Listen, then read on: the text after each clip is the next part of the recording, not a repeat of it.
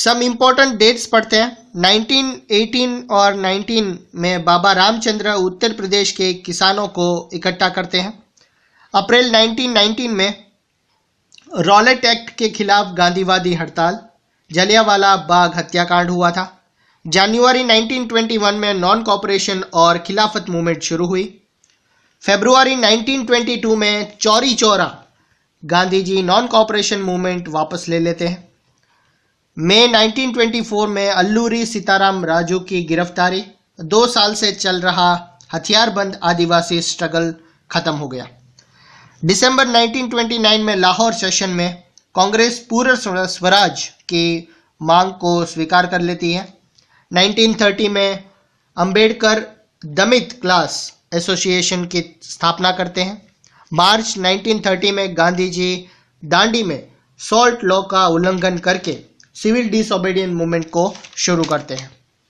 मार्च 1931 में Gandhi ji civil disobedience movement को वापस ले लेते हैं। दिसंबर 1931 में सेकेंड राउंड टेबल कॉन्फ्रेंस हुई थी। 1932 में सिविल डिसोबीडियंस फिर से रीलॉन्च किया गया।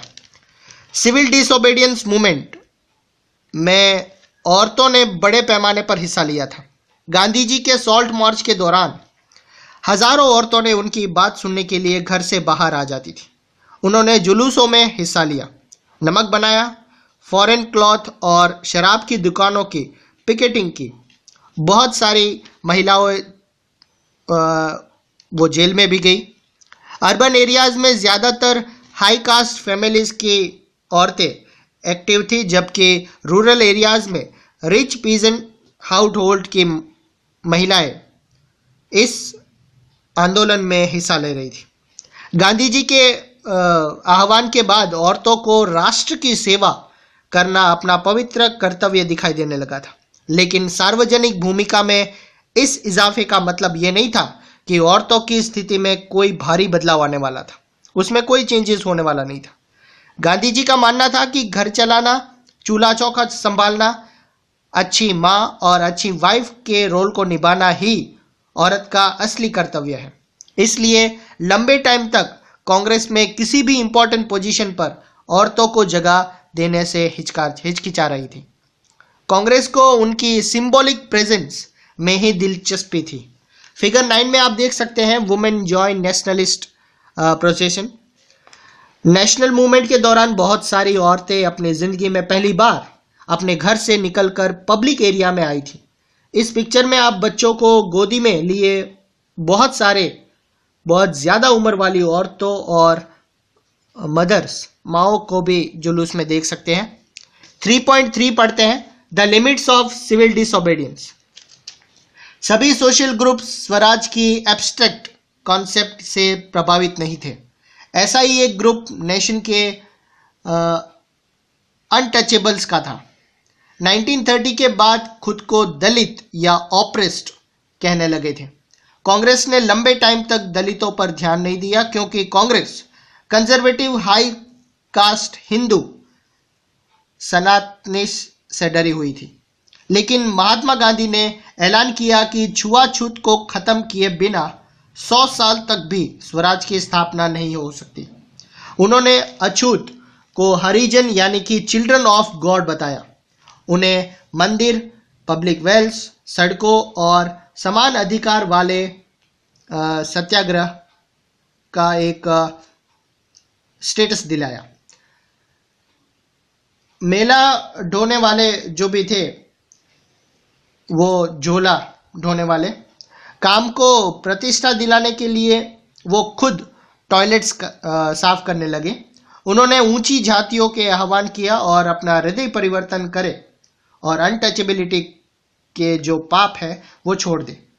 लेकिन बहुत सारे दलित लीडर्स और ग्रुप की प्रॉब्लम्स को अलग पॉलिटिकल सॉल्यूशन ढूंढना चाहते थे। वो कुछ अलग सॉल्यूशन चाहते थे। वो खुद को एकजुट करते थे। उन्होंने एजुकेशनल इंस्टीट्यूट्स में रिजर्वेशन के लिए आवाज़ उठाई और अलग इलेक्ट्रेट यानी कि अलग एरियाज की बात की, ताकि वहाँ से लेजिस्लेटिव काउंसिल के लिए सिर्फ दलित को ही चुनकर भेजा जा सके। उनका मानना था कि उनकी सोशल डिसेबिलिटीज सिर्फ पॉलिटिकल एम्पावरमेंट से ही दूर हो सकती है। इसलिए सिविल डिसोबीडियंस मूवमेंट में दलितों की हिस्सेदारी काफी लिमिटेड थी।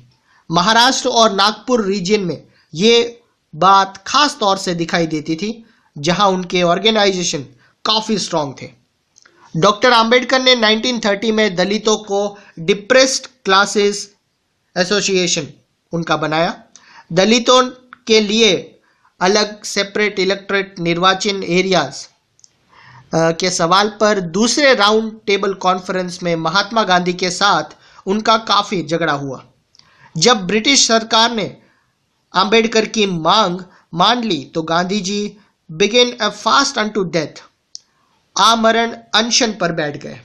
उनका मानना था कि दलितों के लिए अलग निर्वाचन एरियाज की व्यवस्था से समाज में उनके यूनिफिकेशन की प्रोसेस धीमी पड़ जाएगी, यानी कि जो वो एकजुट कर रखना चाहते थे सबको, वो नहीं हो पाएगा।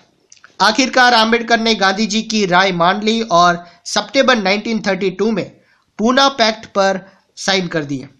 इससे दलित वर्गों, जिन्हें बाद में शेड्यूल कास्ट के नाम से जाना गया, को प्रोविंशियल और सेंट्रल लेजिस्लेटिव काउंसिल में रिजर्व्ड सीट मिल गई। हालांकि उनके लिए मतदान जनरल इलेक्टोरेट क्षेत्रों में ही था, फिर भी दलित मूवमेंट कांग्रेस के नेतृत्व में चल रहे नेशनल मूवमेंट को शंका की नजर से ही देखता रहा था। इंडिया के कुछ मुस्लिम्स पॉलिटिकल ऑर्गेनाइजेशन ने भी सिविल डिसोबीडियंट मूवमेंट के प्रति कोई खास उत्साह नहीं दिखाया था।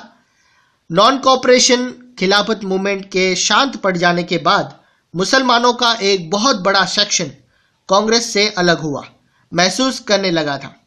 1920 में कांग्रेस हिंदू महासभा जैसे हिंदू रिलीजियस नेशनलिस्ट ग्रुप के काफी करीब दिखने लगी थी।